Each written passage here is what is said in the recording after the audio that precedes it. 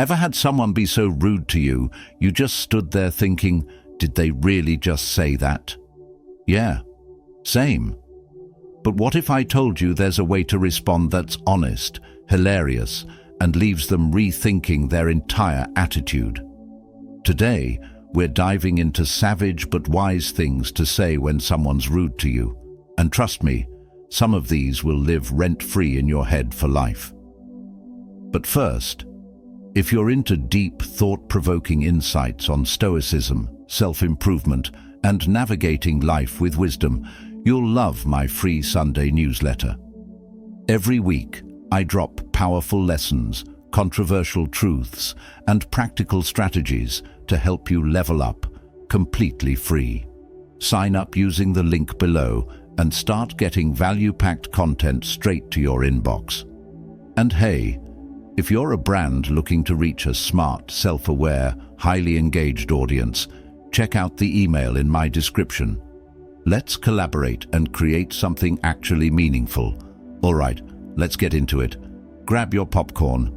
Here's what to say when someone tries to come for you. 1. Wow, that was bold of you, and wrong, but bold. Let me walk you through one of my favorite phrases to use when someone is flagrantly out of pocket. Wow, that was bold of you, and wrong, but bold. Now let's unpack this, because this line, it's not just a clapback, it's a philosophy. You're not insulting them, you're not escalating. You're doing something far more powerful. You're observing their nonsense, and then gently roasting it in front of them like it's marshmallows at a bonfire of bad takes. Let's talk controversial truth for a second. We're in a world where being loud, certain, and sarcastic is mistaken for being smart. People say rude, incorrect, condescending things with full confidence and expect you to either fold or fight. But here's what they don't expect: you staying calm, composed, and lightly handing them their ego back with a napkin. Let me tell you a real story. A couple years ago, I was at a dinner with a group of semi-professional intellectuals. You know the type. Philosophy quotes on Instagram, but won't hold the door for the person behind them. Anyway, I brought up Stoicism and how it helped me stop reacting to negativity, how I was learning to respond, not explode. One guy goes, "You know, Stoicism is just emotional repression for men who don't want to go to therapy, right?" Full volume, in front of everyone, like he just dropped a truth bomb. Now, old me, I would have argued. I would have listed Marcus Aurelius quotes like I was on debate team, but instead I just smiled and said, "Wow, that was bold of you, and wrong, but bold." The table laughed, not at him, but at the delivery. Because the thing is, when you're calm and clever, it disarms people. He backpedaled, tried to explain. Meanwhile, I sipped my drink and moved on. No heat, no drama, just power. Sometimes the best response to rudeness is not matching their energy. It's redirecting it, turning it into a mirror. Let them see themselves clearly without you having to break a sweat. Because honestly, you don't have to raise your voice to raise the standard. So yeah, keep this one in your pocket for the next time someone tries to get slick with their tone, facts, or fake confidence. Say it with a smirk, no anger, just a little sparkle of "I know who I am." And remember, you can be unbothered, funny, and wise, all at the same time. 2. I'd love to stay and argue, but I've got groceries more interesting than this. Oh, this one. This line right here. It's for those people, the ones who come at you with weak arguments and strong opinions, like they're about to win a Pulitzer in passive aggression. So you hit them with, "I'd love to stay and argue, but I've got groceries more interesting than this." Let's be honest, it's petty, it's sassy, it's the verbal equivalent of walking out of a meeting while sipping something expensive. You're not even insulting them directly, You're just letting them know you, my friend, are less engaging than a bag of spinach. And yeah, that stings. But sometimes the truth should sting. Not every argument deserves your energy. Some people aren't debating to connect or grow. They're arguing because they're bored, bitter, or addicted to being right. These are the folks who'll say anything provocative just to bait you.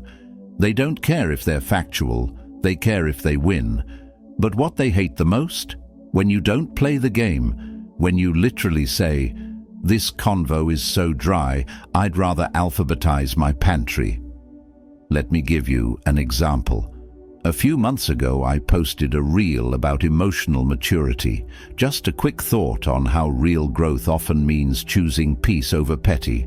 Someone commented, "This is why people like you get walked all over. Weak mindset."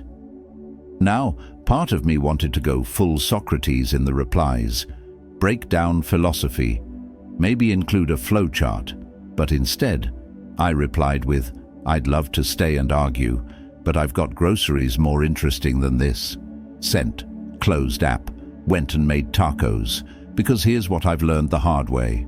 Arguing with people who don't want to understand you is like rearranging deck chairs on the Titanic. Sure, it gives you something to do, but the ship's still sinking. You don't need to prove yourself to people who confuse volume with value. And walking away? That's not weak. That's wisdom. That's you saying, "My peace is worth more than winning this imaginary internet boxing match." So next time someone tries to drag you into a pointless debate, smile, say the line, "I'd love to stay and argue, but I've got groceries more interesting than this," and walk away like someone who knows their self-worth has a 5-star rating and no time for bad reviews. 3. Careful, your insecurity is showing. This is one of those lines that sounds light, almost funny, until it lands. And someone realizes it's not just a jab, it's a mirror. Careful, your insecurity is showing. Say it calm, say it cool, and watch the emotional earthquake ripple behind their eyes. We've all met someone who disguises their insecurity as confidence. They'll mock your ambition, critique your outfit, laugh at your dream. Why? Because you doing what they're afraid to do makes them uncomfortable. And here's the controversial truth no one wants to say out loud. Confidence threatens insecure people, not because you're better than them, but because your growth reminds them they've stayed stagnant. A few years back, I had just started working on myself, reading philosophy, going to therapy, learning how to actually sit with my emotions instead of running from them. I was feeling good. For the first time, I was operating from peace, not proving. So I shared something online about emotional intelligence, just a simple post about how real strength is being able to stay calm when things get chaotic. And this dude I used to hang out with replied, "Bro's soft now, lost his edge, used to be funnier before all this therapy stuff." I could have fired back. I could have dragged him. But instead, I just replied, "Careful, your insecurity is showing." That was it. No argument, no justification, just clarity. And guess what? He deleted his comment. Because deep down, people know when they're projecting. They just hope you don't call them on it. This line is brilliant because it cuts through the noise.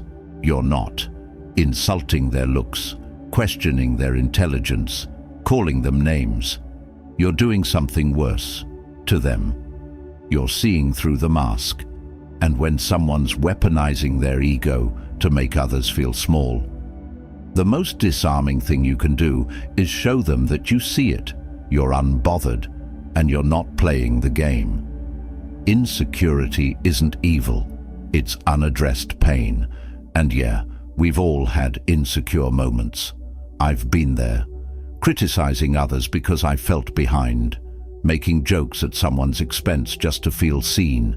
It's human, but there's a difference between having insecurities and letting them turn you into a jerk. So when you say, "Careful, your insecurity is showing," you're not being cruel, you're being clear. You're saying, I'm not here to absorb your self-doubt. That's yours to deal with. Because real maturity looks like this. You protect your peace without explaining yourself. You speak the truth without shouting, and you walk away knowing not every reaction deserves a response. So the next time someone tries to bring you down, humble you in public, or laugh at your growth, look them in the eye, smile just enough, and say it like it's advice, not an attack. Careful. Your insecurity is showing. Let the silence that follows do the rest. 4. Not everyone's gonna like me, and I'm so glad you're one of them. Let's be real. We all want to be liked. It's natural. But once you realize that being universally liked means being unoriginal, inauthentic, and probably a little bit fake, that desire dies a beautiful death. So when someone throws shade or passive-aggressively lets you know you're not their cup of tea, just smile and hit them with, "Not everyone's gonna like me, and I'm so glad you're one of them." Oof, that's not just a comeback. That's a celebration. You're not mad. You're grateful they don't like you. If toxic, fake, or small-minded people like you, that might be a red flag. Because what does it say about you if people who value gossip, conformity, or control are cheering you on? Sometimes being disliked is just proof that you've finally outgrown the kind of validation that was keeping you small. I remember when I first started speaking more boldly online. I stopped watering myself down. I shared my thoughts on emotional maturity, discipline, even faith. Some people loved it. But one guy, someone I used to look up to, sent me a message. "You're sounding a little full of yourself these days. Not everything you say is that deep." At first, that stung. I started second-guessing every post, wondering, am I doing too much? Am I losing people? But then it hit me. Why would I shrink to fit someone who clearly isn't rooting for my growth? So I replied, "No heat, no hostility, just calm clarity. Not everyone's gonna like me, and I'm so glad you're one of them." It was freeing, liberating, because I realized I wasn't for him, and that's the point. Authenticity will always attract some and repel others, and that's not a flaw, that's a filter. If everyone likes you, you're probably doing something wrong. Or worse, you're doing nothing at all. You're blending in, you're hiding, you're playing the part they want, not the person you are. But once you embrace the fact that some people will misunderstand you, dislike you, or even mock you for shining, you become bulletproof. Because their rejection is just proof of your evolution. The people who don't like you for being bold, honest, or different, they're not your enemies. They're mirrors reflecting how far you've come. Their discomfort with you is often their discomfort with themselves. And your peace begins the moment you stop begging people to stay who were never comfortable with the real you.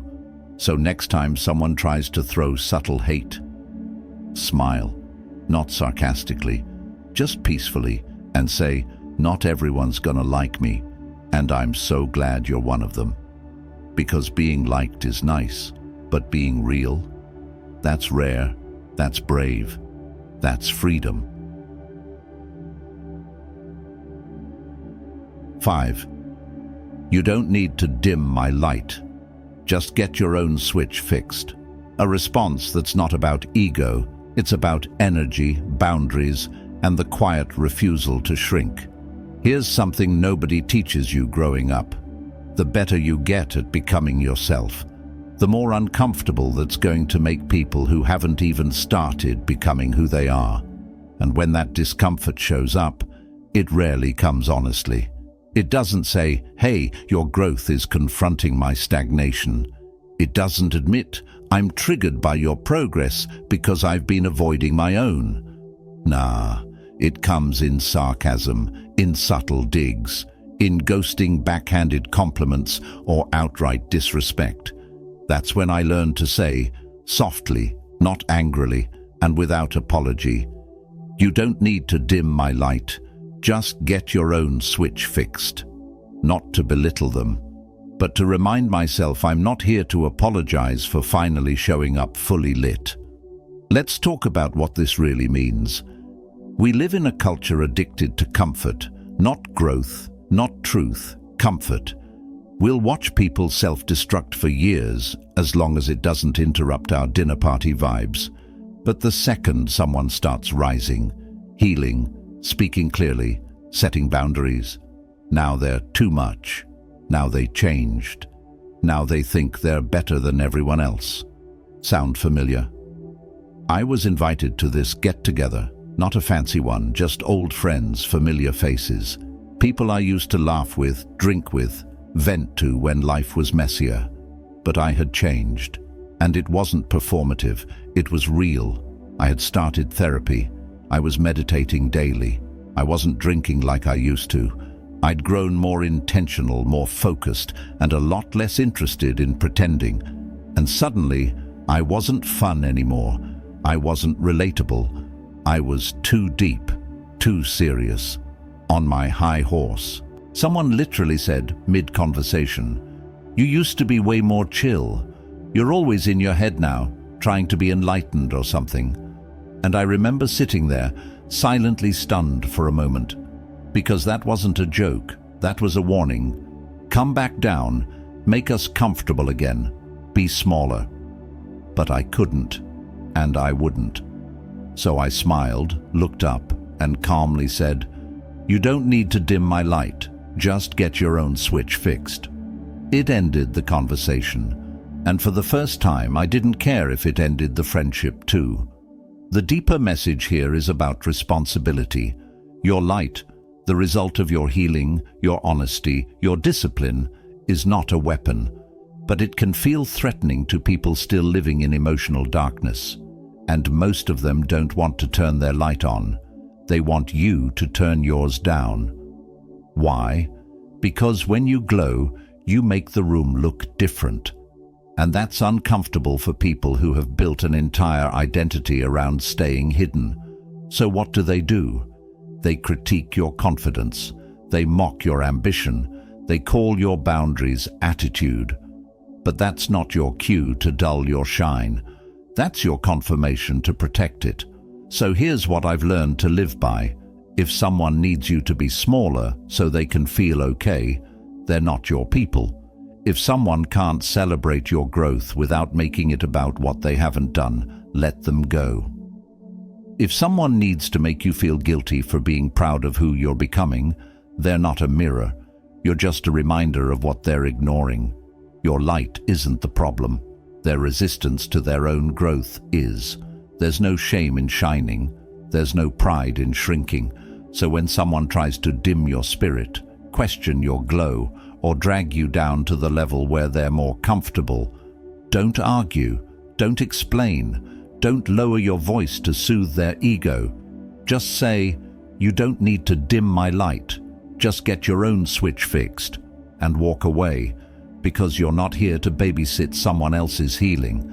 You're here to live fully lit, and anyone who's ready to do the same will never ask you to switch off.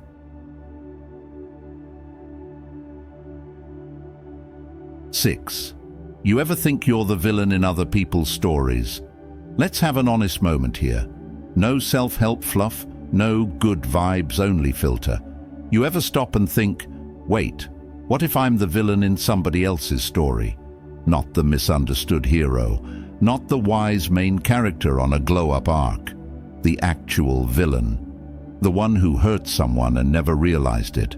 The one who made a choice that felt right to you, but looked like betrayal from their side. The one who left, and they never got closure. The one who spoke truth, and it cut deeper than intended. It's uncomfortable to even say out loud, but sometimes it's true. Everyone wants to be the hero of their own story, and on some level, we are. But we also forget we're side characters in hundreds of other people's narratives, and in a few of them, we're the reason they changed, not because we inspired them, but because we hurt them. Here's the kicker. You can be a good person and still be the bad guy in someone else's eyes. Both can be true, And owning that? That's real maturity. A few years back, I had a falling out with someone I used to be incredibly close to. We had history. We had inside jokes. We had that ride or die type loyalty. And then we hit a moment where I had to choose between what they wanted from me and what I needed to protect my peace. I chose me, set a boundary, walked away. To me, it was a hard but healthy decision. To them, it was abandonment. Months later, I heard what they were telling people, that I switched up, that I left when they needed me, that I was fake, and my first instinct was to defend myself, to scream, "You don't know the whole story." But after sitting with it, I realized, to them, I am the whole story. In their eyes, I was the one who disappeared. They don't see the sleepless nights I spent debating the decision. They don't know how much guilt I carried after. They just know how they felt, and that's valid. Does that make me evil? Number. But does it make me their villain? Maybe. And I have to be okay with that. Growth isn't just about being better. It's about being realer. And part of being real is recognizing that our actions, even the right ones, can still leave bruises on people who were expecting something else. You might be the villain in someone's story just for saying no for the first time, choosing your mental health over their drama, leaving a relationship that was no longer working, telling a truth they weren't ready to hear. And that sucks. Because you want to believe if your intentions are good, your impact will be too. But that's not how life works. Intent doesn't erase impact. Why this matters? When you can hold space for the fact that you might have hurt people, unintentionally or otherwise, without collapsing into guilt or defensiveness, that's when you start moving differently. You speak with more care. You listen with more openness. You apologize without needing to be begged. You become less obsessed with being right and more committed to doing right. So next time you're tempted to label someone else toxic, manipulative, cold, pause and ask yourself, what would their story say about me? You might not like the answer, but you might need it. Self-awareness isn't about perfection, it's about accountability. You don't need to live in shame, but you do need to live with enough honesty to know you're not the hero in every chapter. Sometimes healing means accepting that you were both the wounded and the wound. So yeah, you ever think you're the villain in other people's stories? Maybe you are. Now what are you gonna do with that? 8. Why be rude when you could be silent and mysterious? Look, if you're gonna be cold, at least make it fashionable. Why be rude when you could be silent and mysterious? Seriously, why waste time crafting low-blow insults when you could just look at someone like you've already forgotten their name? Now that's elite. Because let me tell you something controversial. Rudeness is basic. It's loud, it's desperate, and 9 times out of 10, it's just insecurity dressed up like confidence. But silence? Silence is terrifying. Silence is unnerving. Silence makes people question themselves. And mystery? That's power. The real talk behind the humor. Let's cut the fluff. People who are rude aren't powerful. They're predictable. It's performative toughness. They want a reaction. They want you to match their energy. They want you to feel small so they can feel slightly less invisible. But here's the truth. Nothing unsettles a rude person faster than not playing the game. You hit them with calm, collected silence, a blank stare, a smirk, a noted. Suddenly, they don't know what to do, because when you choose not to clap back, they lose control of the script. Now, you're the one setting the tone. I remember being at this dinner once, a networking thing. Someone at the table, clearly feeling themselves, kept making these weird, veiled jabs at me. You always post those deep captions like you just discovered wisdom yesterday. Do people really take your content seriously, or are they just being nice? stuff like that. Now, old me would have smiled politely, then come back with a quick-witted roast. And trust me, I had bars. But this time, I didn't say a word. I just looked at them, held eye contact, sipped my drink. No expression. They shifted, got awkward, started backpedaling. I mean, no offense, just messing around. Exactly. Because when you say nothing, they hear everything. We live in a culture obsessed with clapping back. You get praised for dragging someone, going viral with a spicy comeback, one-upping insults. But here's the truth no one wants to admit. True confidence doesn't need to broadcast itself. It doesn't raise its voice. It doesn't over-explain. It doesn't break character. Because when you're centered, grounded, and whole within yourself, you realize that silence isn't weakness. It's precision. You're not avoiding conflict. You're just choosing not to lower your frequency to match someone else's chaos. Let me be blunt. People will provoke you just to prove to themselves that they can still reach you. And when they can't, when their rudeness bounces off you like static, they don't know what to do because they were expecting a fight. But what they got was grace. Grace that's not performative. Grace that's not passive. Grace that says, I'm not ignoring you because I'm scared. I'm ignoring you because I'm above this. So next time someone's rude, condescending, or just plain childish, don't match it. Don't match them. Just pause, tilt your head slightly, and think to yourself, why be rude when I could be silent and mysterious? Then watch them unravel, because sometimes the loudest statement is saying nothing at all. You don't have to react just because someone's poking. You don't have to perform just because someone's watching. And you definitely don't have to shrink just because someone else is uncomfortable with your growth. Let them talk. Let them throw shade. Let them misunderstand you. They're allowed to. That doesn't mean you're required to explain, defend, or clap back. Because silence isn't weakness. It's restraint. It's knowing your energy is sacred, your peace is expensive, and not everyone gets access to your fire. You see, anyone can be loud, anyone can be rude, but very few people can be still. Very few can look chaos in the eye and say, this doesn't move me.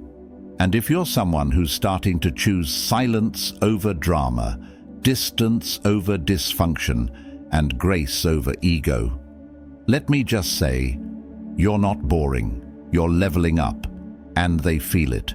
So if this message resonated with you, if it made you smirk, nod, or rethink something deeper, you're my kind of person. This channel is where we cut through noise, where we talk about real growth, where we take ancient wisdom, modern life, and make it make sense, without all the guru theatrics. So, if you're about that journey of leveling up with honesty, humor, and a little heat, like, subscribe, hit the bell, you already know, and listen. If you want to go deeper with me every week, I've got a free newsletter that drops every Sunday. It's raw, it's real, it's full of practical strategies, stoic truths, and the kind of uncomfortable questions that help you grow. The link's down below. It's free, no spam, just signal. And if you're a brand watching this, if your mission aligns with helping people think better, feel deeper, and live sharper, reach out. I'd love to collaborate on something that actually matters. Until next time, stay grounded, stay dangerous. And remember, silence isn't weakness, it's style. Peace.